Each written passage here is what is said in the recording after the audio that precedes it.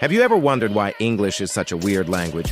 Why we say cow but eat beef, or pig but eat pork? A big part of the answer lies in one single year, 1066. This was the year everything changed for England, a year of 3 kings, 2 invasions, and one epic battle that would shape the future of the Western world. Let's rewind to the beginning of 1066. The King of England, Edward the Confessor, dies. Big problem, he has no children. This kicks off a massive royal succession crisis. 3 powerful men believe they have the right to the throne.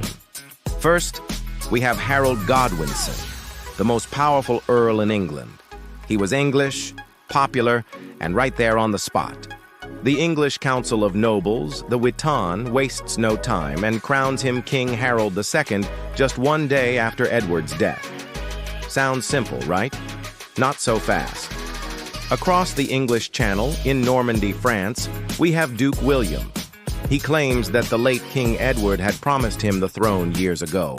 Not only that, he claims that Harold Godwinson himself had once sworn an oath to support William's claim. When William hears that Harold has been crowned, he is furious. He sees it as a betrayal of the highest order and immediately starts planning an invasion to take what he believes is rightfully his. He gathers a huge army and a fleet of ships ready to cross the channel. But wait, there's a third contender. Up in the north, we have Harald Hardrada, the King of Norway. This guy was a legendary Viking warrior, tough as nails, and he had his own claim to the English throne based on an old agreement between previous Viking and English kings. He sees this moment of chaos as the perfect opportunity to bring England back under Viking rule. So King Harold in England is in a tight spot.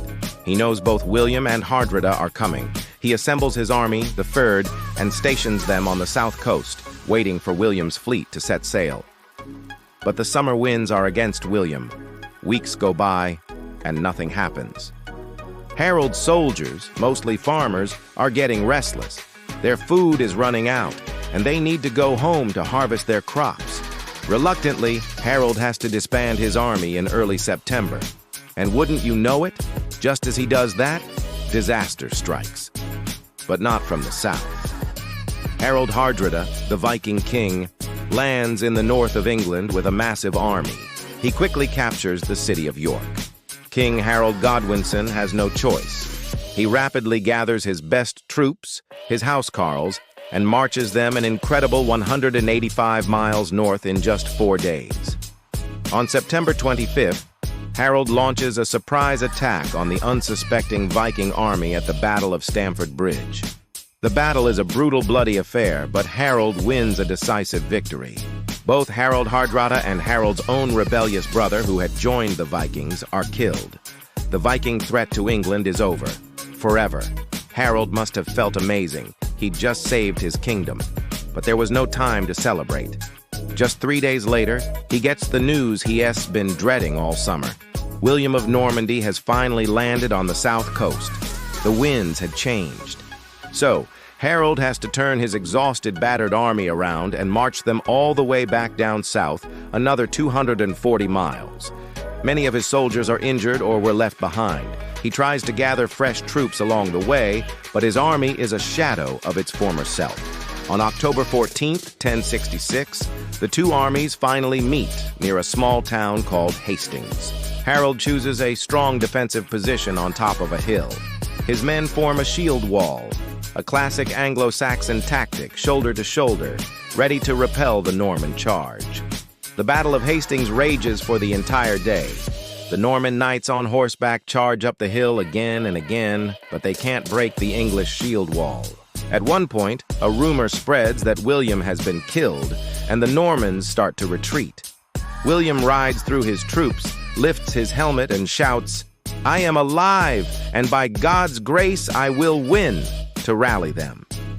As the day wears on, the English, tired from their long marches and previous battle, start to lose discipline.